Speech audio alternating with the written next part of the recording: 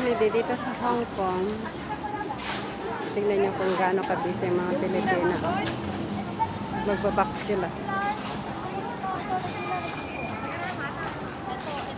Busy sila. Nagbabox pang December. Ito siya, oh. Amazing speaking.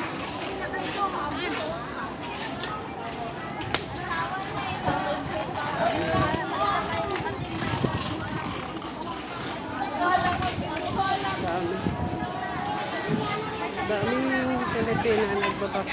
Busy sila. Pang December na kasi. Package na sila. Pang Pasko sa Pilipinas. Masaya ang pamilya sa Pilipinas kasi. Dito. Box na yun. Thank you for watching. Bye-bye.